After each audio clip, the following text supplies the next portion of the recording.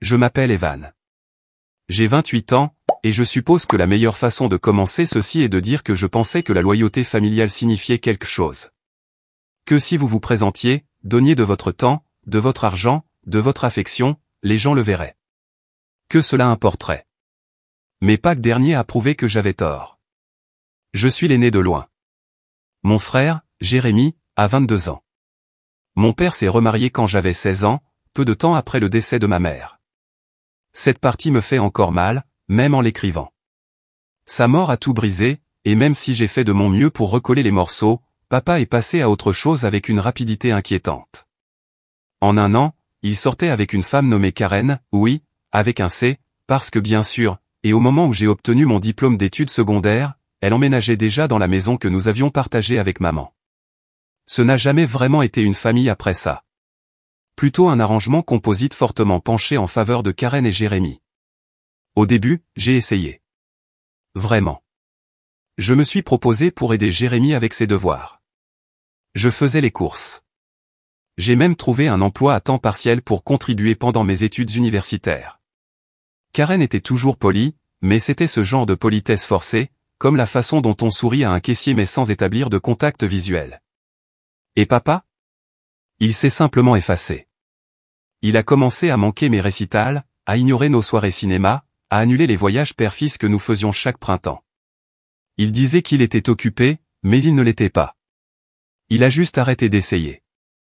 J'ai déménagé à 20 ans quand j'en ai finalement eu assez de me sentir comme une cinquième roue du carrosse dans ma propre maison. Mais même alors, je n'ai pas coupé les ponts. Je continuais à me présenter aux anniversaires, à envoyer des cadeaux par la poste, à appeler tous les dimanches comme une horloge. C'était comme si je continuais à espérer, peut-être que la prochaine fois ils me verront. Peut-être que la prochaine fois ce sera différent. Spoiler, ça ne l'a pas été. Cette année, Karen a décidé d'organiser une grande réunion de famille pour Pâques. Elle l'a annoncé sur notre groupe de discussion comme si c'était une grande surprise, chasse aux œufs dans le jardin, traiteur, tradition familiale.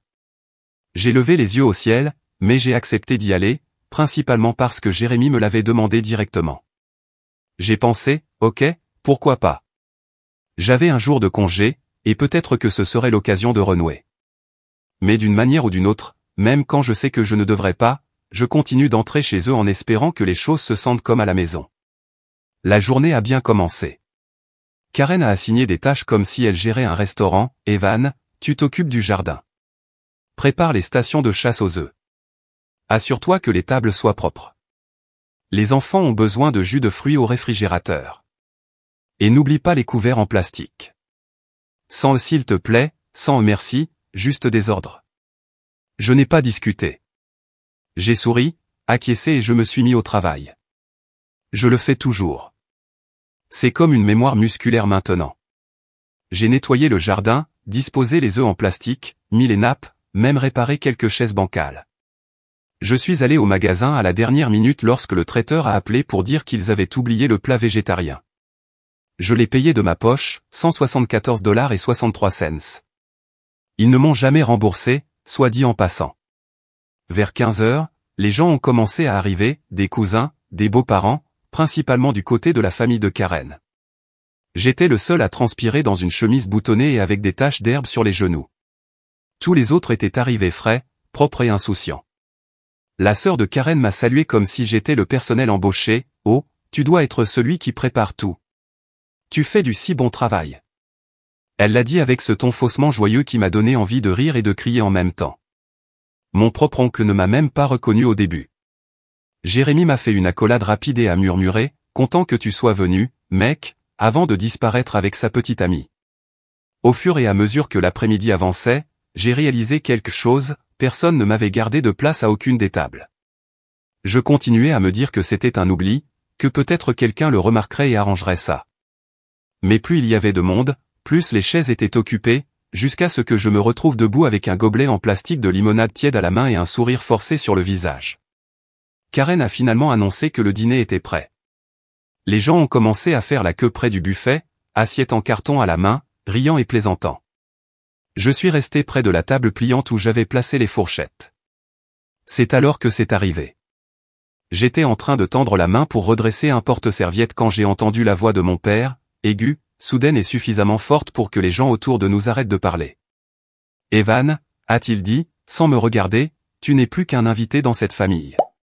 Ne te permets pas. » C'était comme si quelqu'un m'avait donné un coup de poing.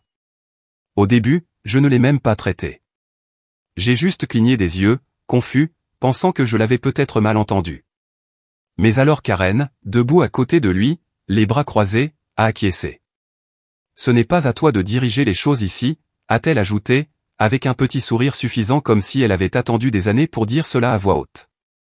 J'ai regardé Jérémy, mon frère, mon petit frère qui me suivait comme une ombre quand nous étions enfants. Il m'a regardé dans les yeux et a détourné le regard. Pas un mot. Pas un seul mot. Je n'ai pas pleuré. Je n'ai pas crié. Je suis resté là avec le même gobelet en plastique stupide à la main, réalisant que j'étais le seul dans le jardin à me sentir déplacé dans une famille à laquelle j'avais l'habitude d'appartenir. Je suis entré, je n'ai rien dit, j'ai trouvé mon sac près de la porte d'entrée où je l'avais laissé ce matin-là, puis j'ai commencé à débrancher des choses. Le routeur Wi-Fi ? Débranché. Je l'avais acheté l'année dernière lorsque le leur était tombé en panne, et personne n'avait pris la peine de le remplacer. Les haut-parleurs du jardin ? Les miens. Je les avais prêtés pour la remise des diplômes de Jérémy et ne les avais jamais récupérés. Débranché. Ce générateur supplémentaire qui gardait le traiteur au chaud ? Surprise, c'était aussi le mien. Je l'avais acheté pendant une tempête de neige l'hiver dernier et l'avais laissé à papa, au cas où. Je l'ai débranché et l'ai transporté jusqu'à ma voiture comme s'il ne pesait rien. J'ai eu l'impression que quelque chose en moi s'était éteint, comme si les années à faire de mon mieux, à rester silencieux, à ravaler la douleur, s'étaient simplement évaporées. Et je n'avais pas encore terminé. Je suis sorti vers ma voiture, lentement et régulièrement, comme si je n'étais pas furieux à l'intérieur, comme si on ne venait pas de me dire à voix haute devant un jardin plein de gens que je n'appartenais plus à ma propre famille. Mais je n'allais pas pleurer, pas pour eux, plus maintenant. Alors que j'ouvrais le coffre et commençais à charger le matériel, j'ai remarqué que quelqu'un m'observait depuis la fenêtre de la cuisine, Jérémy. Il n'est pas sorti. Il n'a rien dit, il m'a juste regardé fixement. J'ai presque ri. Peut-être qu'il était surpris que je ne me faufile pas en silence comme toujours. Pas cette fois. Après avoir chargé, je suis monté dans la voiture et je me suis assis, le moteur tournant. J'ai regardé mon téléphone et j'ai ouvert un petit dossier que j'avais dans mon application de notes. Il était étiqueté et dépenses partagées et contenait beaucoup de choses que ma famille avait commodément oubliées que j'avais couvertes au fil des ans. Comme la police d'assurance automobile qui était toujours à mon nom. Papa avait démoli sa voiture il y a quelques années, et j'étais intervenu pour co-signer la nouvelle et lui obtenir un bon taux auprès de mon assureur. Il ne l'a jamais transféré. Je payais les primes mensuelles en silence, par culpabilité, je suppose. Ou par habitude. Ou les services publics. La maison était toujours au nom de maman lorsqu'elle est décédée, et je n'avais jamais été officiellement retiré comme co-titulaire du compte. Lorsqu'ils ont eu un problème financier l'année dernière, Karen avait pris un congé pour se concentrer sur son bien-être. Quoi que cela signifie, j'ai accepté de payer la facture d'électricité pendant quelques mois. Ces mois se sont transformés en un an. J'avais tous les identifiants du compte, j'y avais encore accès, j'avais encore le contrôle. Et puis il y avait le gros morceau. Non seulement je payais la facture Wi-Fi ou leur Amazon Prime. J'étais aussi le garant de leur nouveau système CVC. Ils avaient eu un problème avec leur ancienne unité pendant la pire canicule de l'été depuis des décennies, et lorsque l'entrepreneur a exigé un co-signataire, devinez qui ils ont appelé ? Moi. Je n'ai même pas hésité, je me suis juste présenté et j'ai signé, j'ai payé le premier versement de ma poche pour lancer les choses. Devinez quoi d'autre ? J'avais le contrat. J'ai donc ouvert le portail de facturation, dissocié ma carte, cliqué sur transférer la propriété. Lorsqu'il ne me l'a pas permis parce qu'il n'avait pas effectué suffisamment de paiements réguliers, j'ai cliqué sur annuler le paiement automatique à la place. Ensuite, je me suis connecté à la compagnie d'électricité, j'ai suspendu le paiement, j'ai envoyé un SMS au service client avec une simple ligne, je ne réside plus à cette adresse et je souhaiterais être retiré comme bénéficiaire. Ils ont répondu en quelques minutes, disant qu'ils prendraient contact pour confirmer avec le titulaire principal. J'ai souri. Ensuite, j'ai trouvé l'application d'assurance, j'ai ouvert la police d'assurance automobile, j'ai supprimé mon mode de paiement et j'ai envoyé un avis d'annulation avec une date de fin de mois. Et enfin, j'ai fait une capture d'écran de chaque annulation, suppression et confirmation par courriel et je les ai envoyés par courriel à mon père. Objet, puisque je ne suis qu'un invité, voici ce que je vais cesser de fournir. J'ai appuyé sur envoyer, puis je suis parti.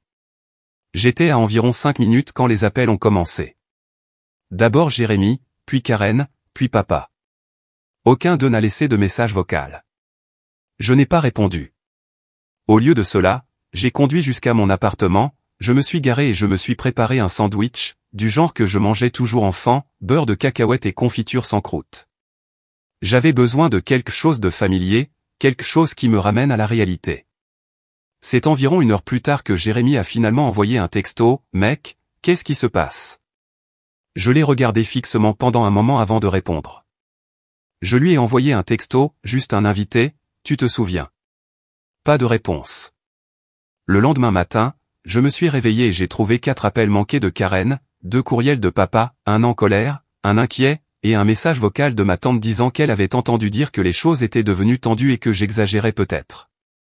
Exagérer? J'ai aidé à organiser une réunion de famille entière, j'ai payé de ma poche et on m'a dit publiquement que je n'appartenais pas. Mais bien sûr, j'étais le problème. Ils m'ont encore sous-estimé. Cet après-midi-là, l'électricité a été coupée chez eux. Je le sais parce que Jérémy a envoyé un texto, il n'y a pas de courant. Tu as fait quelque chose? J'ai attendu 5 minutes puis j'ai répondu, tu devrais demander à la famille. Je ne suis que l'invité. 2 heures plus tard, mon père m'a laissé un message vocal.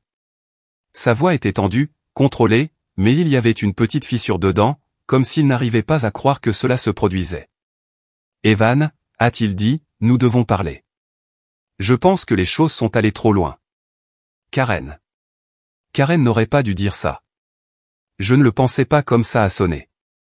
Tu sais que j'apprécie tout ce que tu as fait. Parlons, s'il te plaît. Je n'ai pas répondu. J'avais besoin qu'ils le ressentent vraiment. Parce qu'il ne s'agissait pas seulement de Pâques. Il ne s'agissait pas d'une chaise pliante ou 2 en plastique. Il s'agissait de chaque effort ignoré, de chaque jour férié ignoré, de chaque fois que j'appelais et que personne ne répondait.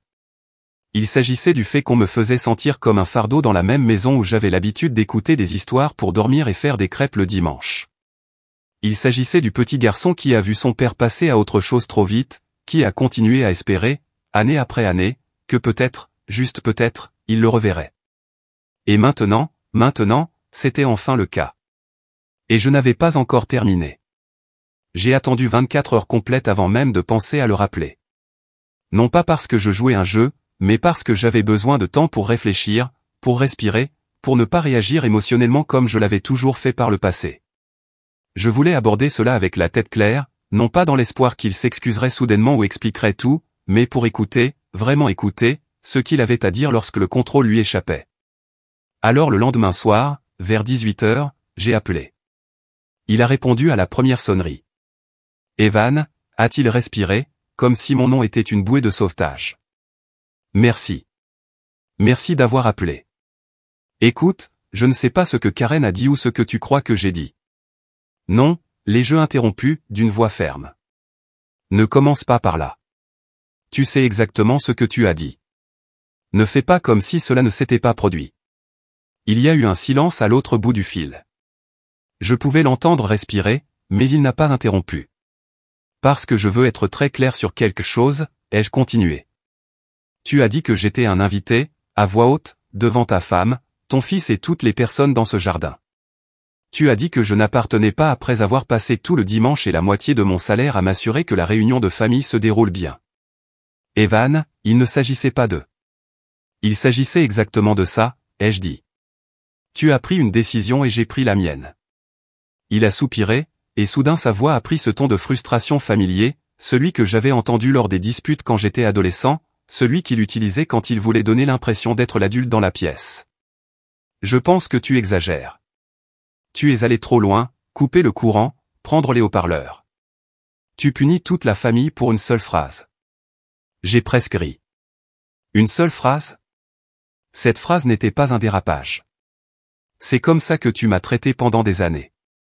C'est juste que ça t'a échappé cette fois. Il est resté silencieux à nouveau. Écoute, a-t-il finalement dit, plus doucement, je comprends, les choses n'ont pas été parfaites, mais tu as toujours été le fort. Tu as toujours mieux géré les choses que Jérémy. C'est pour ça que je me suis appuyé sur toi. C'est pour ça que j'ai pensé que tu pourrais le supporter. Voilà, l'aveu, la vérité tacite derrière une décennie d'affection déséquilibrée. Tu pensais que je pouvais le supporter, alors tu me l'as donné. Tu as laissé qu'on me traite comme un serviteur. Tu as laissé Jérémy s'en tirer pendant que je ramassais les morceaux. Tu ne m'as jamais demandé comment j'allais. Et quand j'ai finalement arrêté de tout faire, soudain je suis dramatique. Ce n'est pas ce que je dis. C'est exactement ce que tu dis. Je pouvais sentir quelque chose en moi, ferme, solide, se mettre en place. Pas de colère, pas d'amertume, juste une finalité. Le genre qui ne crie pas, il part simplement. Voici le truc, ai-je dit. Je ne suis pas en colère. J'en ai fini. Evan, non. J'en ai fini d'essayer de prouver que j'appartiens à des gens qui ne me remarquent que lorsque je suis utile. Tu veux que le courant revienne? Paie ta propre facture. Tu veux que l'assurance auto soit couverte? Transfère la police. Le CVC? Cette dette est la tienne maintenant. Je ne vais plus porter ce fardeau. J'ai laissé le silence s'installer à nouveau. Tu m'as fait l'inviter, papa. Alors je m'en vais. J'ai raccroché avant qu'il ne puisse répondre. Je ne l'ai pas bloqué. Je n'ai pas envoyé de courriel dramatique de suivi. J'ai simplement disparu du rôle dans lequel il m'avait catalogué. Les jours qui ont suivi ont été calmes. Tendus, mais calmes. Plus d'appels, plus de SMS. J'ai appris par mon cousin, celui qui me parlait encore, qu'il y avait eu un effondrement total après Pâques. Karen a reproché à Jérémy de ne pas avoir géré la situation. Jérémy a reproché à Karen d'avoir aggravé les choses. Mon père a apparemment essayé d'apaiser les choses, mais lorsque la climatisation est tombée en panne au milieu de la semaine pendant une vague de chaleur inattendue, oui, cela a brisé tout ce qui lui restait de sang-froid. Ils ont dû payer la visite d'un technicien d'urgence en espèces. Il s'avère que, lorsque vous retirez la personne responsable de l'équation, les choses s'effondrent. Je me suis concentré sur ma propre vie. J'ai pris quelques jours de congé du travail, j'ai fait la grasse matinée, j'ai bien mangé, j'ai nettoyé mon appartement. Et pour la première fois depuis longtemps, je n'ai pas ressenti le poids d'être le bon fils, le réparateur, celui qui maintenait la famille ensemble avec du ruban adhésif et du déni. Puis, une semaine plus tard, Jérémy s'est présenté à mon appartement. J'ai entendu frapper et j'ai regardé par le Judas avant d'ouvrir. Il avait l'air honteux, en sueur, comme s'il avait erré dans le couloir pendant trop longtemps. « Salut », a-t-il dit. J'ai haussé un sourcil. Tu aurais pu envoyer un SMS. Je ne savais pas, a-t-il dit après une seconde, à propos de tout. Les paiements, le traiteur, l'assurance. Je ne me rendais pas compte de tout ce que tu faisais. Je me suis appuyé contre le cadre de la porte, les bras croisés. Tu ne te souciais pas de le savoir. Il a acquiescé. Oui, je ne le faisais pas. Je m'y suis juste habitué, toi qui gères toujours tout. Je suppose que j'ai pensé que tu aimais ça. Avais-je l'air d'aimer ça? Il a légèrement souri, puis a baissé les yeux. Non. Pas vraiment. Il y a eu une longue pause. J'ai réalisé qu'il n'était pas là pour se disputer. C'était nouveau. J'ai parlé à papa. Il a dit qu'il est, eh bien, c'est papa. Il blâme Karen, mais il essaie aussi de te blâmer de l'avoir abandonné. Je lui ai dit qu'il avait de la chance que tu sois resté aussi longtemps. Cela m'a presque fait sourire. Puis il a ajouté, je veux arranger les choses avec toi. Pas pour eux, juste pour nous. J'ai étudié son visage. Pour une fois, il n'y avait pas de droit, pas de sourire arrogant de petit frère. Juste de l'honnêteté. Tu veux arranger ça, ai-je demandé. Alors commence par ne pas avoir besoin de moi pour faire tout le travail. Il a de nouveau hoché la tête. Juste. J'ai ouvert la porte plus largement et me suis écarté. Tu veux de l'eau? Il a expiré comme s'il avait retenu sa respiration tout ce temps. Oui. Ce serait génial. Alors que nous étions assis dans ma cuisine, quelque chose a changé. Pas complètement guéri, pas pardonné, mais fissuré suffisamment pour que l'air puisse à nouveau circuler. Mon père continuerait d'appeler, j'en étais sûr. Karen pourrait même envoyer un courriel plein de culpabilité sur la reconstruction de la confiance. Mais je ne jouais plus le jeu. Cette fois, l'invité était parti pour de bon. Jérémy et moi avons parlé pendant près de 2 heures ce soir-là, pas seulement du désastre de Pâques, mais de tout, les années de déséquilibre, les ressentiments silencieux, la façon dont je me suis toujours senti comme le plan B, le fils de secours, celui qui faisait fonctionner les choses pendant que papa et Karen couvaient Jérémy comme s'il était un objet de collection rare. À son honneur, Jérémy n'a pas esquivé. Il n'a pas inventé d'excuses. Il a écouté.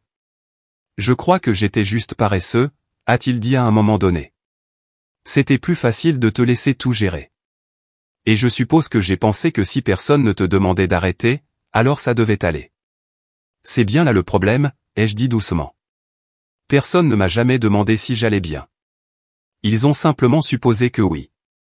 Il a hoché la tête lentement. Désolé, mec. Et étrangement, je l'ai cru. Pour la première fois depuis longtemps, j'ai eu l'impression de parler à mon frère, pas à l'enfant chéri de papa et Karen, pas à l'enfant qui avait l'habitude d'emprunter de l'argent et de ne jamais le rembourser, mais au type qui avait l'habitude de me faire entrer des bonbons en cachette dans ma chambre pendant la semaine des examens ou de me supplier de rester éveillé tard pour jouer à Mario Kart quand nous étions enfants. La version de lui qui existait avant que tout le favoritisme ne déforme tout. Je n'ai pas dit c'est bon, parce que ça ne l'était pas. Mais j'ai dit merci, et c'était suffisant pour le moment. Les semaines suivantes se sont déroulées sans incident, de la meilleure façon possible. Je suis allé travailler, je suis rentré à la maison, j'ai regardé des films que je n'avais pas vus depuis des années, j'ai cuisiné le dîner pour moi au lieu de commander des plats à emporter en courant entre les responsabilités. Mon appartement est devenu un refuge au lieu d'une escale entre les désastres. C'était le plus paisible que je m'étais senti depuis l'université. Papa a continué d'essayer. Au début, c'était subtil, un mème transféré, une invitation de calendrier partagé pour un déjeuner en famille que j'ai rapidement refusé. Puis sont venus les SMS d'excuses, chacun plus désespéré que le précédent. Nous étions tous stressés ce jour-là, tu sais. Je ne le pensais pas comme ça. Tu as toujours fait partie de cette famille, Evan. S'il te plaît, ne fais pas ça. Tu nous déchires. Celui-là m'a fait rire. Moi? Je ne déchire personne. J'ai juste fini d'être la colle. Puis est venue la goutte d'eau qui a fait déborder le vase. 3 semaines après Pâques, papa m'a envoyé un long courriel. Non pas pour s'excuser, non pas pour assumer la responsabilité, mais pour me blâmer. Karen a le cœur brisé. Jérémy est contrarié. Tu as fait connaître ta position, mais il est peut-être temps d'arrêter de punir tout le monde. Punir. Ce mot a déclenché quelque chose en moi. Parce que soyons clairs, je n'avais pas fait cela pour être vindicatif. Je n'ai pas actionné l'interrupteur pour blesser qui que ce soit. Je l'ai fait parce que c'était le seul moyen d'être entendu, d'arrêter le cycle, de leur rappeler que je n'étais pas une note de bas de page silencieuse et fiable dans leur vie. Mais apparemment, me défendre était une punition. Alors j'ai répondu. Tu veux parler de punition? Parlons-en. Pendant 10 ans, j'ai aidé avec tes factures, ta voiture, ta maison. J'ai payé l'épicerie quand tu étais à court, j'ai payé les frais de candidature à l'université de Jérémy, j'ai prêté de l'argent à Karen pour cette retraite bien-être qu'elle ne m'a jamais remboursée. J'étais ton portefeuille de secours, ton organisateur de secours, ton système de soutien émotionnel de secours. J'ai planifié des anniversaires. J'ai acheté des décorations. J'ai appelé tous les dimanches pendant des années. Tu as oublié mon anniversaire 2 fois. À Noël l'année dernière, tu m'as donné une carte cadeau de 20 $ alors que Jérémy a reçu un nouvel ordinateur portable. Tu as dit que j'avais déjà une bonne configuration. Et à Pâques, après avoir planifié, payé, installé et nettoyé, tu t'es tenu devant la famille et tu as dit que je n'étais qu'un invité. Tu ne peux pas appeler mes limites une punition. Tu ne peux pas me blesser pendant des années et ensuite faire semblant d'être surpris quand j'ai finalement arrêté de te le permettre.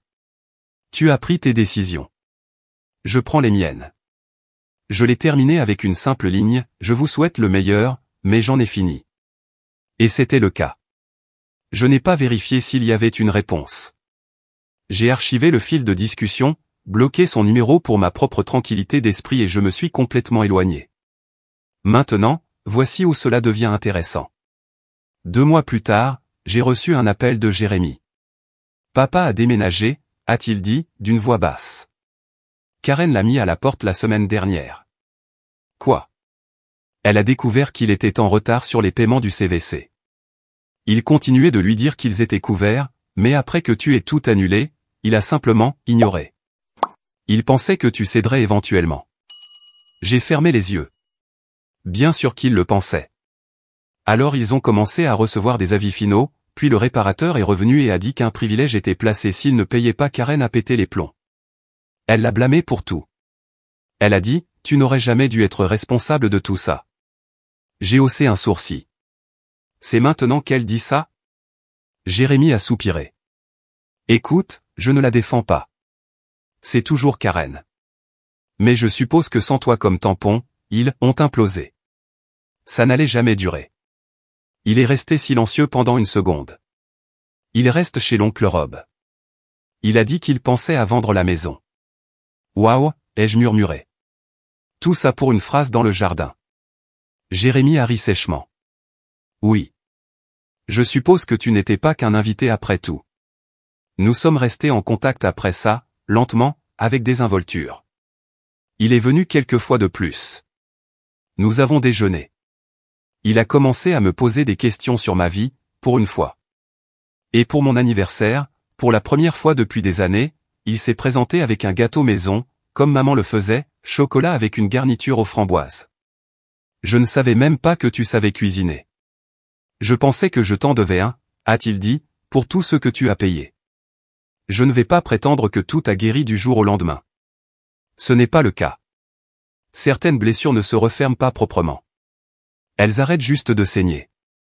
Mais j'avais la paix, et c'était quelque chose. Quant à mon père, il n'a jamais répondu à mon dernier courriel. Mais 3 mois plus tard, j'ai reçu une lettre par la poste. Écrite à la main. Sans expéditeur. Evan? Je n'attends pas de pardon. Je ne sais même pas si je le mérite. Mais j'ai lu ton courriel 100 fois. Tu avais raison sur tout. Je me suis habitué à ce que tu arranges tout, et quand tu t'es arrêté, je ne savais pas comment fonctionner sans toi. C'était mon échec, pas le tien. Je suis désolé. Je ne sais pas si nous nous reparlerons un jour, mais j'espère qu'un jour tu pourras te souvenir des bons moments entre nous, parce que moi je le fais. Papa. Je l'ai regardé fixement pendant longtemps. Puis je l'ai plié, je l'ai mise dans un tiroir et je me suis éloigné. Pas en colère, pas justifié, juste libre. Parce que la vérité est que parfois la vengeance la plus puissante n'est pas bruyante. Ce n'est pas une confrontation dramatique ni une démolition publique. Parfois c'est le silence. C'est partir. C'est dire, tu ne peux plus me blesser.